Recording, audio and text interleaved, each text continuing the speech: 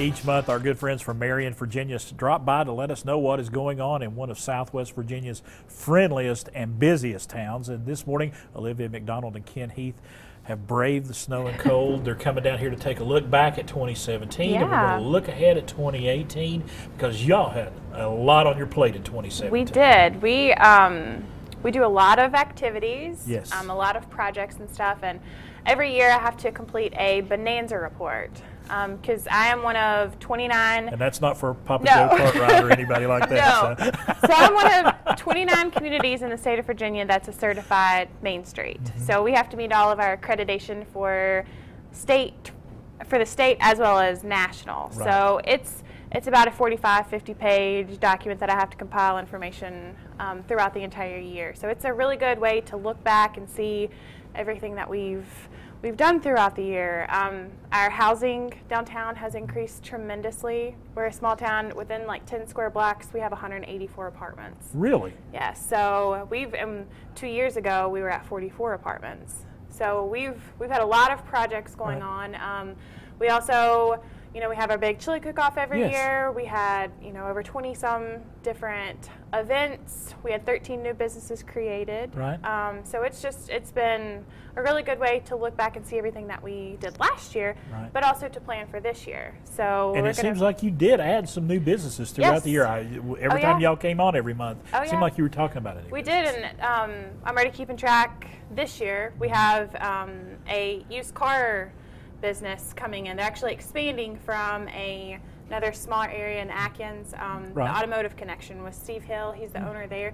He's actually expanding into downtown. So I'm really excited to have him come on board. He's always a huge supporter, so I'm excited for that. When you were putting that Bonanza Report together, were you really surprised at everything that y'all got accomplished this year? Yes, and it's really cool to see that way. We have documentation because I'm with the town, I work with the town, but I'm also a nonprofit. Right. So I have to keep track of those numbers to bring to town council and show them what all we are improving on. So our mills tax increased, our sales tax increased, so it was a good year for the town as well. And you like to hear good news about Marion, don't you? Yes, absolutely. But for this upcoming year, we have tons of things planned. Working on a Valentine's Day promotion for all of the businesses, so you'll have to check out our Facebook page for that. We are hopefully going to be around the 100th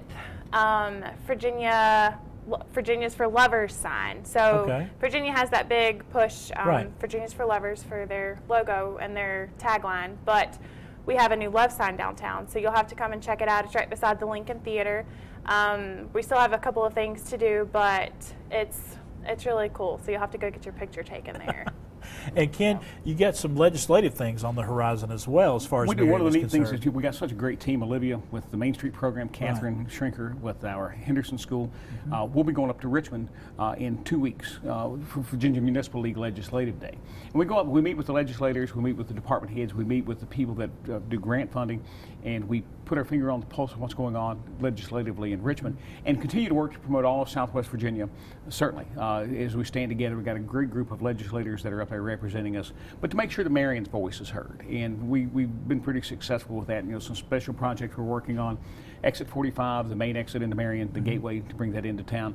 Mental health is still a big issue for us with the Southwest Virginia Mental Health Institute. Right. And one of the problems we're seeing, and you may have picked this up in the local papers, is the challenge for communities that have to do emergency protective orders and take people with mental health issues to the nearest bed. And a lot of times we're driving people from Marion to Chesapeake to Williamsburg.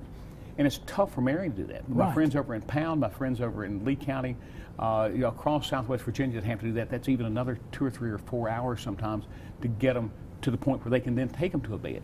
And we have a facility there in Marion. They're bringing people from Chesapeake to Marion. There has to be a better way to do that, to save the taxpayers' money, to better serve the families and the communities. So we're really pushing that. And then just looking legislatively how we retain and grow our businesses and industry, and to see what the emerging things are, to see how we can position Southwest Virginia to be the strongest part of Virginia. That's our goal. And I've known you since college. And even before he worked here, he talked about Marion. So Yeah. it's easy for you all to talk about Marion and to build it up. There's a love that we're hometown. You know, Right. that's where we're from. So All right. there's a love there. All right. Ken, Olivia, thank you all Always so good much seeing for you. coming Thank by. It's all about Marion, Virginia. There's a website right there at the bottom of the screen. It is one of the friendliest and busiest places in Southwest Virginia.